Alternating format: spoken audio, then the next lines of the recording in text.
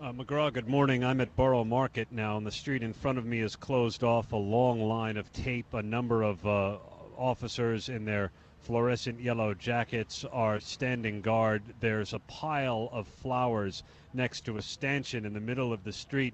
Police are here still collecting evidence from this scene, but London Bridge has reopened to traffic. So is the London Bridge rail station, which is one of the busiest in the country.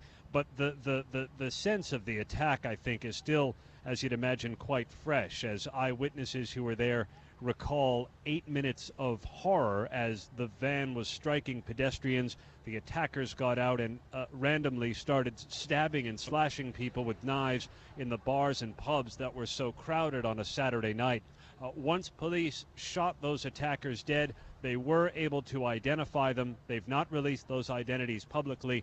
But, McGraw, you get the sense that they were probably known at one point to the security service, and either on a list or some kind of database of 20,000 or so known radicals. And so there are going to be continued questions as to what might have been done to prevent this, even though the attack itself, what do you do? Aaron, you said that the attackers were shot and killed, but they've also arrested 12 others. What do we know about those 12 that have been arrested?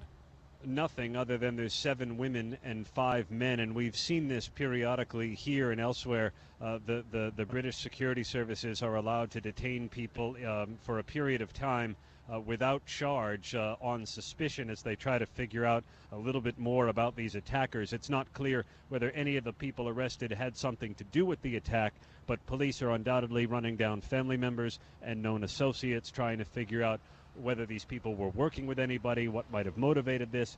There's a thought that they had simply been here lying in wait for weeks or maybe months, waiting for some kind of signal, which might have come in a video that ISIS posted online just this weekend, instructing followers to attack with vehicles and knives during the holy month of Ramadan. Aaron, explain.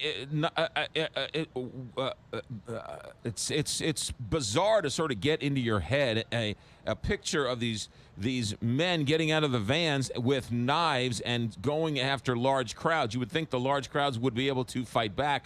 What do we know about the knife? What do we know about the crowds? What do we know about how they went about doing this?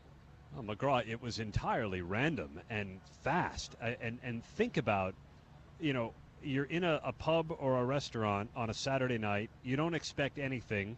All of a sudden, to hear the eyewitnesses describe it, these guys burst in, slashing at random while running. I mean, how do you stop that? And we know that there were those who tried. An off-duty Metropolitan Police officer confronted the suspects. He himself was critically hurt.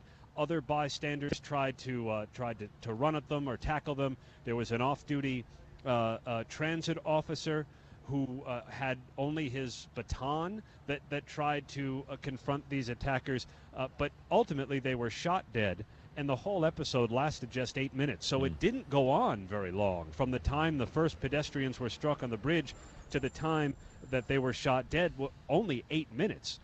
And there was a good deal of praise for the swiftness of the police response, even as, in that short period of time, 7 were killed and, maybe 4 dozen, if not more, were injured. Aaron Katersky, you'll have more follow-up throughout the next couple of days. Thanks for checking in. Be safe out there.